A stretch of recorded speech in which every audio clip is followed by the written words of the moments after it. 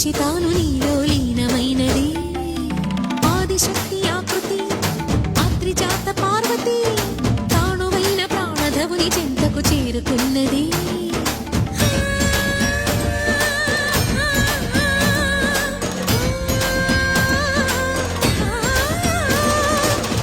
భువికి తరలించేలా ధరణి దివిని తలపించేలా